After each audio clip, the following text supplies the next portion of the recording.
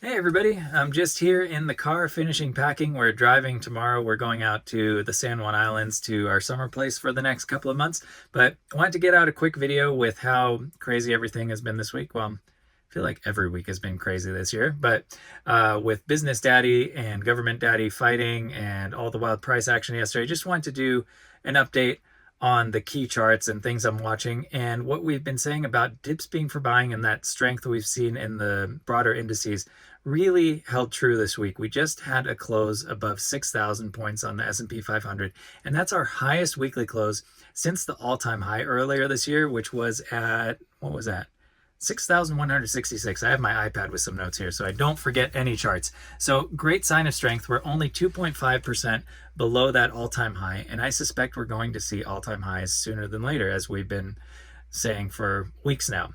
There might be some bump and chop along the way, but I think we're going to get there relatively quickly.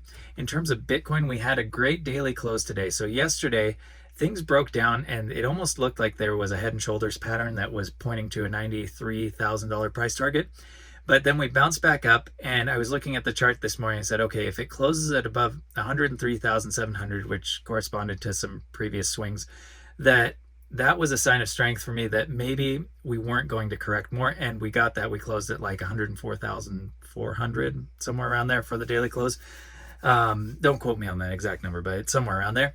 And so now I'm thinking that that might have been the low yesterday. We had over $1 billion of liquidations in crypto, which is normally a turning point. And also, as we said last Friday, we were anticipating at the shortest a 2-week correction. And we are exactly at 14 days from the all-time high. So from a timing perspective, it couldn't be more perfect. And we just need to see how the weekly close shapes up today and how we form up structure over the next couple of days. But I'm hoping that $93,000 price target is completely off the cards. Solana still has a target of 133 to 135 off the double top pattern. And I was thinking, if Bitcoin is now forming this head and shoulders pattern with that $93 price target, maybe that gets Solana there. But anyway, I'm hoping we just bounce away and we don't have to worry about that. And then Hood, it almost got to $78 today. But yesterday on Thursday into the close, there was the largest ever dark pool transaction on Hood. And I suspect it was a sell, because then today we got some weakness into the close and really crazy volatility after hours, which is unusual for a Friday, particularly on a stock like Hood. And I'm just thinking that it might be some institutional selling as retail hype is coming into the stock.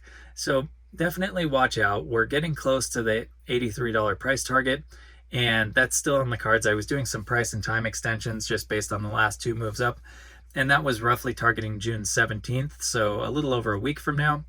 But at the clip we're moving right now, we could already hit that price target next week, because normally as a run accelerates, each next swing will move a little bit faster in terms of price and time to hit those targets than the previous one. So it would make sense that, later next week we could see that $83. And I'm looking to unload some of my position. I want to hold Hood long term because they have, a big crypto event on the 30th of this month where they're launching new crypto services. They have their banking services coming later this year, all the things we've been talking about. So that one is more than a swing trade for me. It's a long-term hold, but I'm just taking a portion of my position to unload, and then I would reload as we get a correction and get into that next swing low and bounce away. And then moving on to MicroStrategy and Tesla. We'll start with MicroStrategy. There's not too much to say. It's just been grinding. The price action has obviously been holding up better than Tesla. But if you look at the daily RSI, it's just grinding up along that trend line and hasn't really broken out one way or the other. And I suspect it's waiting on Bitcoin to make a more meaningful move. And then Tesla obviously had the big breakdown yesterday.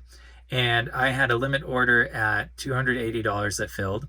And then I had another one at $252. But I was saying, days like this where there's crazy selling and everybody's fearful, that's when you can get a great entry. And even if things would have dropped lower to 252, I would have been happy with those buys at 280. But we bounced away from there, and actually as we were getting into the close, I doubled my position and I bought again because we had the biggest ever volume candle on Tesla on that trading, bigger than the COVID drop, bigger than anything at the lows in early 2023 when we hit almost $100. So it was just a signal to me that when you see a volume candle like that, it usually leads to a turnaround. And we saw overnight that a bunch of buying stepped in. Also, today was a big options expiry day. So, I imagine there were some vested interests in not seeing all those puts um, profitable, and they would rather have seen those expire worthless. So that probably also pushed the price up.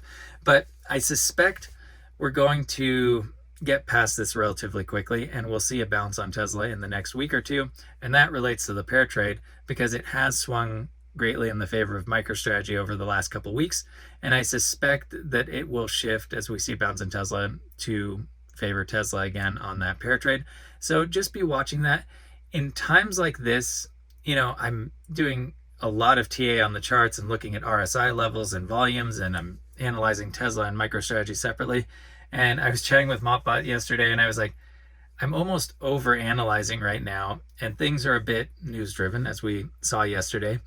And in an environment like this, I think it's just better with the pair trade chart to keep it simple and just go with the trend model. And when the trend changes from blue to orange or orange to blue, just trust that, because that's been the most reliable signal.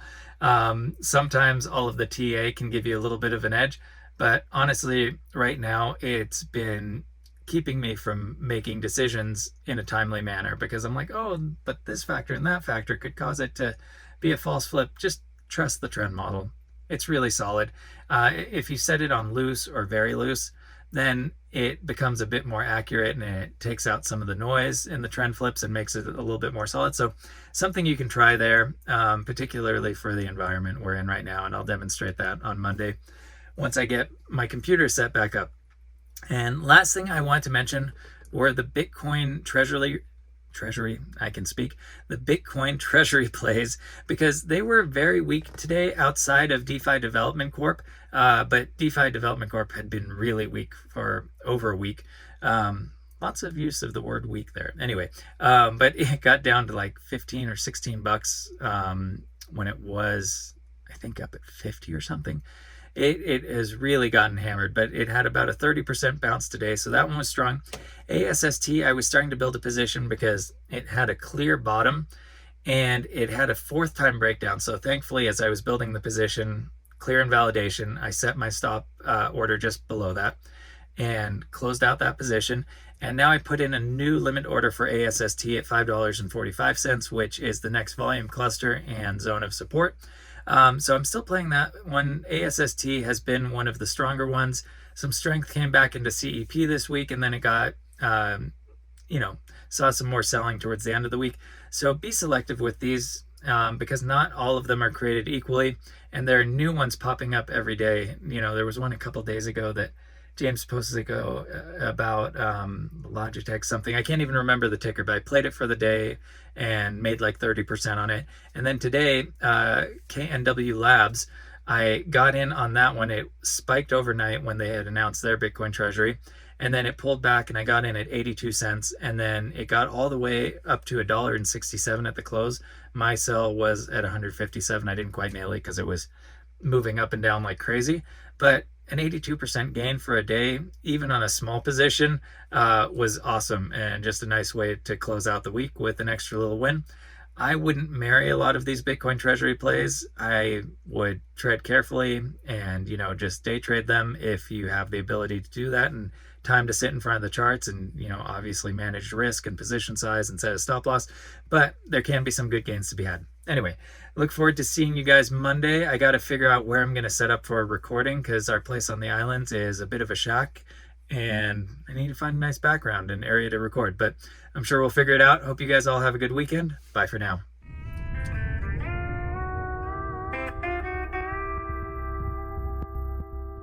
This isn't financial advice. Past results are not indicative of future performance. Do your own research.